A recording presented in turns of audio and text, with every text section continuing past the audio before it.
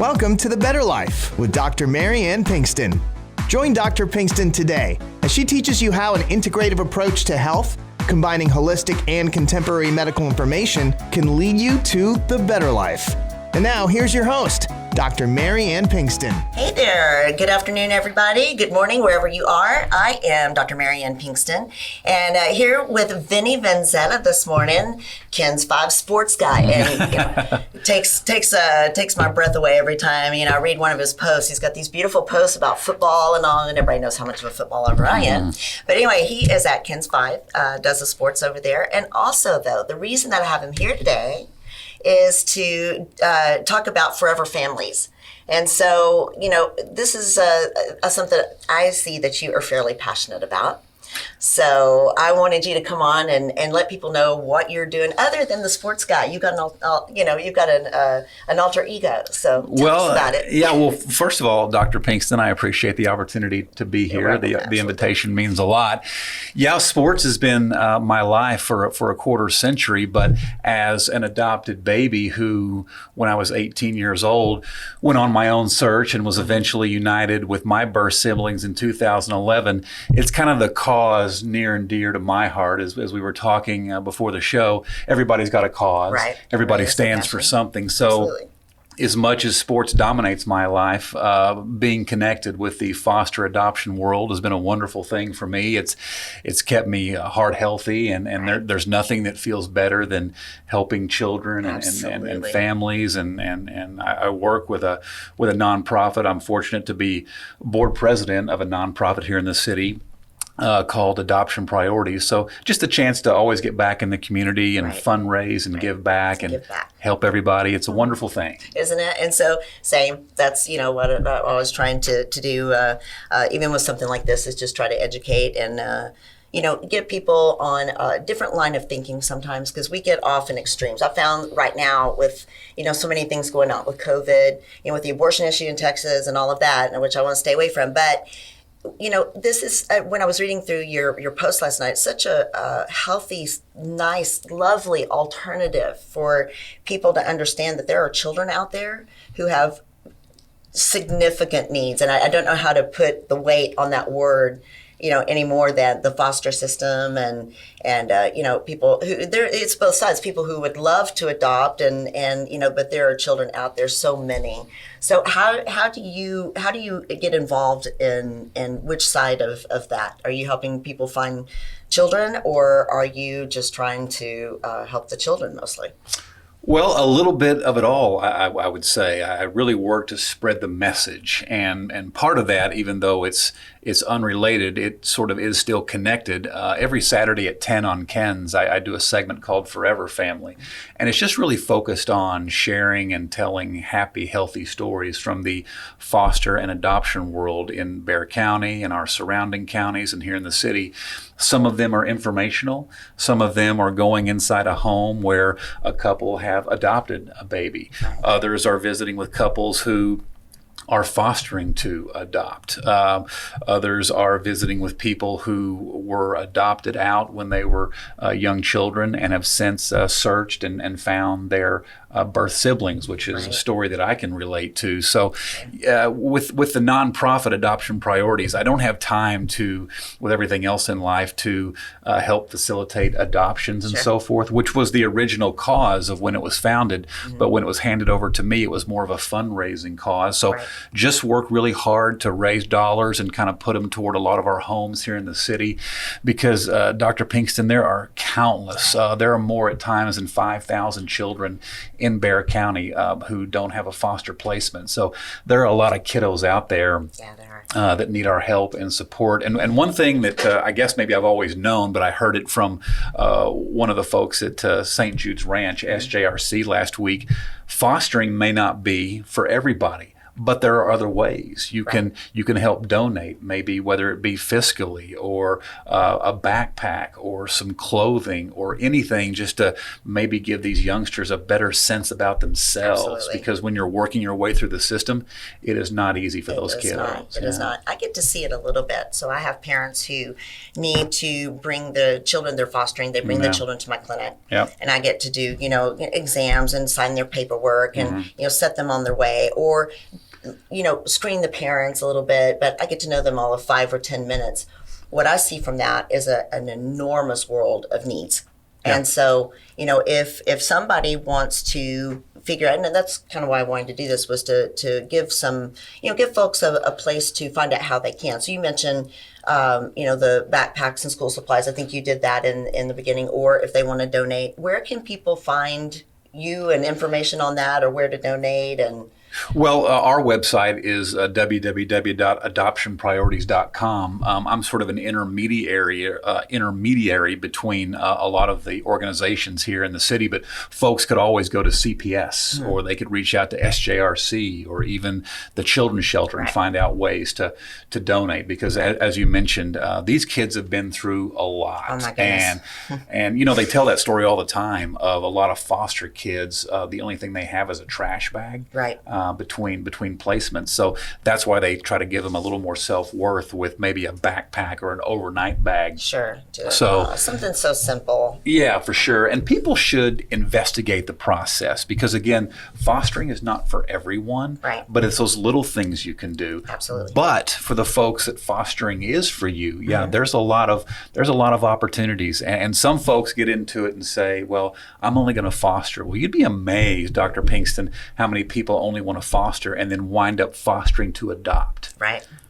Because how can you not love somebody who comes into your home that you're taking care of like that after a while? I mean, do they just develop a connection and then want to adopt this child and see the view of the world there for them? That's the emotions I deal with a lot. I've done countless stories with families who bring a child into the home, and then a matter of no more than a week or 10 days later, they say, how can we let this child go? Right. Everybody. You don't know where they're going to go after they leave you. I mean, figuratively. Yeah. So sometimes they can go to a much harsher situation. It's not always easy. Yeah, and reunification is always the goal. Sure. If we can fix the birth family and get that child back into the care of mom and dad or aunt and uncle or grandma and grandpa, that's the goal. But it doesn't always work out that way. Right. And it's just really whatever God's plan is for different couples. But again, I'm always amazed. I hear the story so much. We thought we could only foster and we'd be fine, but then 2 weeks later we're in love, and we just knew this child was where he or she needed to be. Isn't that crazy? Yeah. That is wonderful, because I think most people hear the bad side.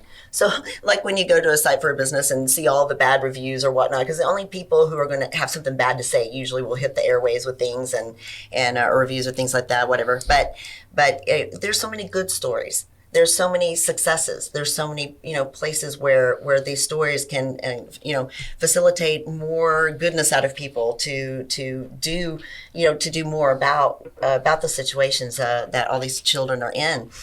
What is the system like for these kids? I mean, how do they?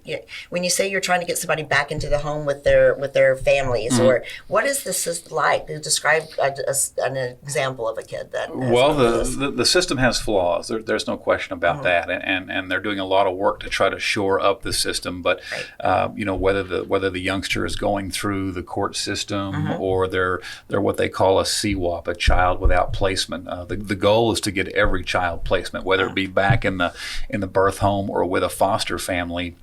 And a lot of times, Dr. Pinkston, it depends on mom and dad. Are they willing, the birth mom and dad, willing to get their stuff together? Are they willing to do the right things and make the right choices and get their child back and realize the reason your child was removed is because you were making very unhealthy decisions. And we had to put this child in a healthier situation. Safer situation. But there's a lot that goes into it. And again, with reunification being the goal, it doesn't always happen.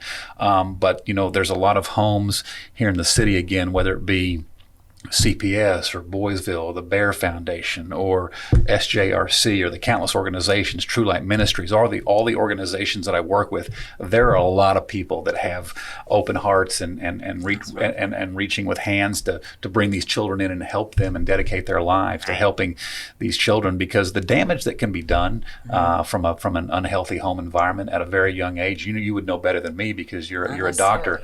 It is not good. It is not good, and some of these kids can have a litany of problems they deal with. So as best as we possibly can to get these kiddos into heart healthy homes is a good thing. And I was visiting just earlier this week with Judge Peter Sakai at the Bexar County Courthouse, and he was telling me that the number of children that were living in like CPS offices was 40 plus as of a few weeks ago. Really?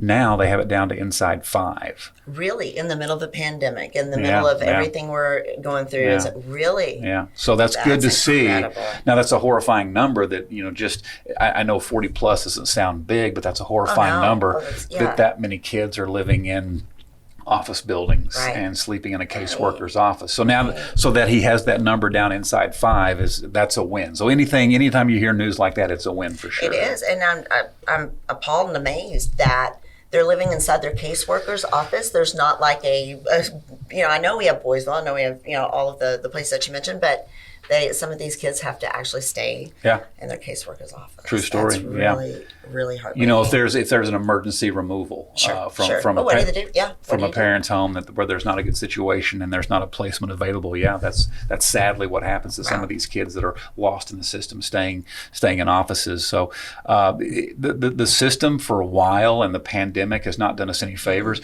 The system, truthfully, has been in crisis. Right. I think we're in a better place than maybe we were this time in 2020. Right. But one child is always one too many who's lost in the system. Absolutely. And so, and hats off to the caseworkers who are, they're taking care of kids in their office. And I can't imagine that is not a very emotional stance and place to be too. I'm assuming that these caseworkers have as much passion and love, and the judge and you and everybody who's in this, it sounds very positive and very wonderful. And I think people do hear the bad side of things all the time. And I get to see some of the really ugly situations. I think it mars my view of it sometimes, that it's all bad.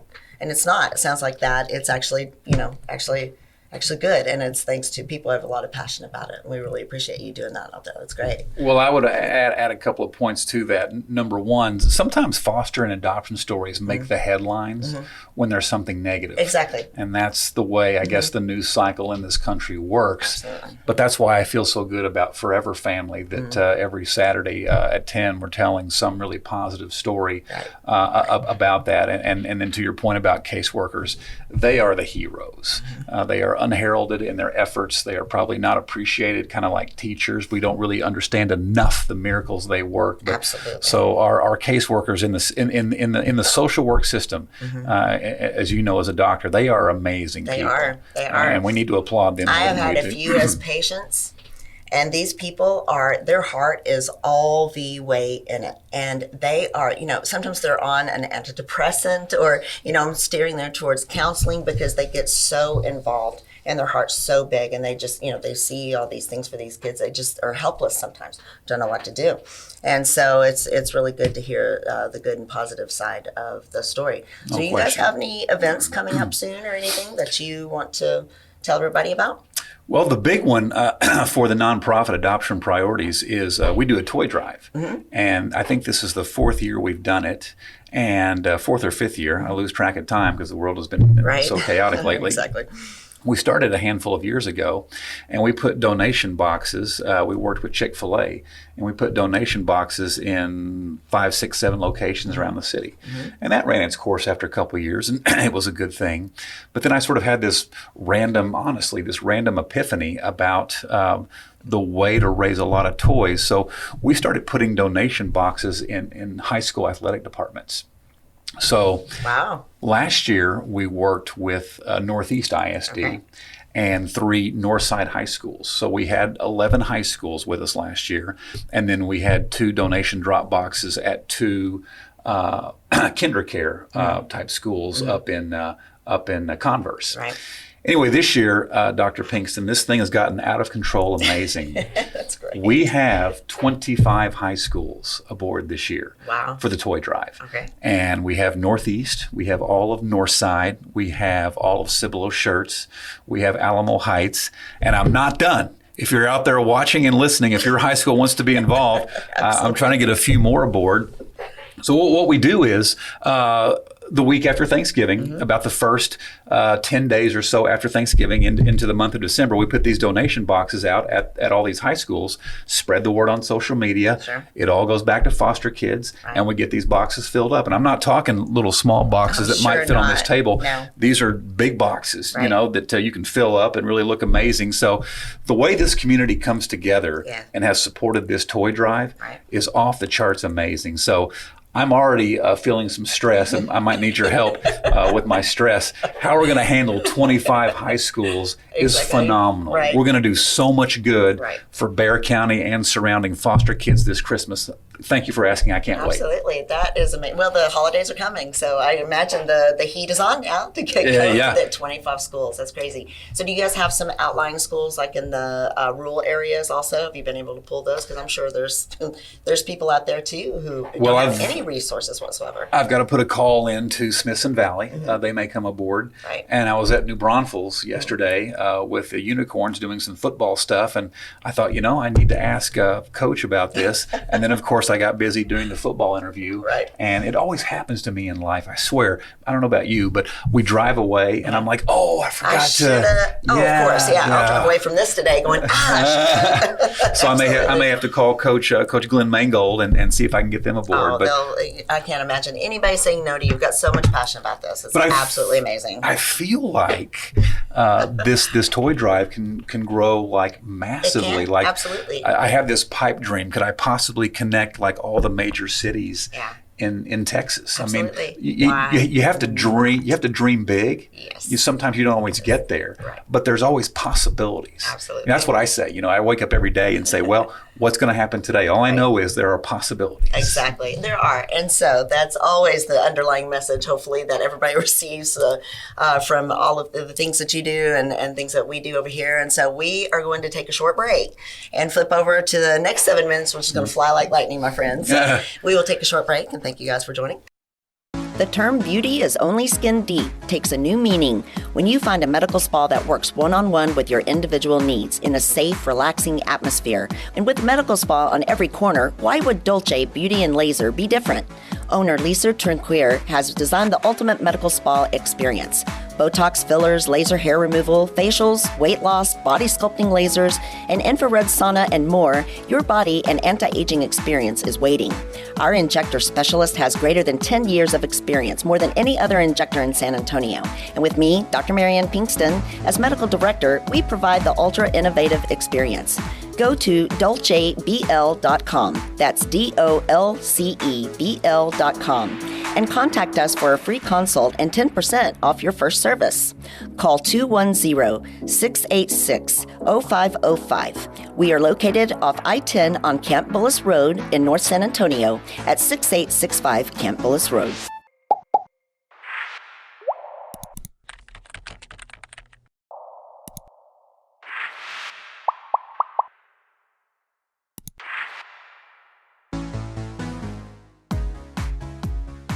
Welcome back. I am with Vinnie Vinzetta from News 5 and does all the sportscasts. And again, everybody knows how much I love football. And it's amazing, isn't it? You've got some wonderful videos on your social media about football that you've edited and produced, I'm sure, that is just absolutely amazing. Yeah, we did one. We did one this preseason, basically just sort of a monologue, my voice track about what high school football means to us, and our sports photographer, it's wonderful, Jason Eggleston, got some beautiful shots. And we just tried to capture the essence. Right. Because at the high school football level here in Texas, there's an innocence, there's a passion. Right. That gets lost as you go through, college. It's not college ball. Right. They're not paid professionals. So it really is for the love of the game, even Yeah. though we love every level of football, high Yes, we school, do. college, and pro Yes, here we in do. Texas. Yeah. Yes, we do. And you're a Mighty Red Raider, right? I am a Mighty Red Raider. Can I'm you- going up to Austin this weekend, and we're gonna kill it. We're looking good this year. You so. know, I started my career in sports in Lubbock. Yeah. I was there 97 to 05. Right. The legendary Spike Dykes, who we lost a few years ago, he Yeah. was the head coach when I started. Then we had the Mike Leach era with Exactly, the which was crazy wonderful. offense. And, You're right. Yeah, and one of his quarterbacks, Cliff Kingsbury, is now the head coach of At the the Arizona Cardinals. Cardinals, Yep, and they're off to an absolutely. amazing start Right? in the And then we NFL. can't leave out Mahomes, Oh, goodness, Patrick Mahomes, wow. the ultimate tech man. Oh, my the ultimate goodness, tech yeah. man. So absolutely. I remember during his tech days, what kind of made him famous in his college years was every time he threw a touchdown pass, he would give a, Right, the show how strong that arm was. Right. But yeah, he's going to continue to have a phenomenal career with the Kansas City Chiefs. But Absolutely. Can Texas Tech get it done in Austin on Saturday? I do believe so. They really have done great so far. The first two games, I know it's Houston, which is nothing to laugh at, and then a smaller school from Florida and all. Yep. So I know we start out easy that way, but with all the transfers that they have, Mike Wells, I think, is getting ready to be a great recruiter, and that's what you need is somebody to recruit big talent. And if you can build that up again, then there goes the program. That's what Leach did. So Matt Wells. Matt Wells. Sorry, Matt. All right, that's all right. Yeah, it's gonna be a great day. I'm excited to see Exactly. how they compete. Yep. Exactly. So can't wait. Well, in order to find you, I want to mention too, because we were talking about the foster system and the forever families. I want people to be able to find some of your information and then go from there about how to find other information. So on my website, drpbetterlife.com, you can go where I send you every week, drpbetterlife.com. I will have listed all of these places where you can go for more information, especially about this toy drive, because this is going to be amazing. Yes, it is. And where you can find his football videos and all that too, because that's just wonderful as well. But I will list that on drpbetterlife.com. And then if you are, have any place that you want to send people, give them a website now for me and let them know where they can kind of go. You did it earlier, but give that again. Yeah, they could always find my television work at kens5.com, Sure. all the sports work and all the Forever Family stories that we share. And On then Saturday is 10, you said, right? Saturdays at 10 p.m. Okay. for Forever Family. Right. And then you could always find me on Facebook at Vinnie Vinzetta KENS5. Yeah. That's my public profile page. Right. That's where I found you. Or my personal page, Vinnie Vinzetta. And then Good. the nonprofit website for the foster adoption nonprofit is adoptionpriorities.com. So Wonderful. plenty of ways to find me. Absolutely. So love it. And they will. And we're going to send them out your way. So a little bit about, I'm going to kind of go give a little bit of information about how people can find me. So I'm in Northwest San Antonio at the Shanefield 1604 location. And my office number is 210-698-7825. We are at 10865 Shanefield Road, Suite 1101. And you can find us at the back of this little yellow shopping center. It looks like a little hole in the wall, but it's so beautiful inside. Love this place. We've been there. I've been doing this for 25 years, practicing more contemporary and integrative type of medicine. So I see patients with insurance. I see patients without insurance. I have lovely ways of people getting laboratory without it being expensive. So don't be shy if you do not have insurance. I have a way for you to come in and get taken care of. I hear that all the time. So I get to see a lot of foster families and these caseworkers and all. It is fantastic to know more about all of this that you brought to the table today and all the positive side of it. You're very passionate, and I absolutely appreciate you coming aboard today. No, it's And been a so- pleasure to be here, and thank you for helping me spread Absolutely. the message. I mean, I think in this world we look and we sort of see the exterior of what's going on, but if you look closely, there's a lot of people out there that are sort of struggling to make their miracle happen. Yeah, and there's still a lot of good in the world. Right now, everybody is at each other's throat. A lot of pandemic, political, all of these things that are going on for people. There is a lot of positive things out there, and I want people to know there are a lot of positive things out there. I want people to know that you can find that. So look up Vinnie Vinzetta and Forever Families, and I really appreciate everybody being with us today. Thank you.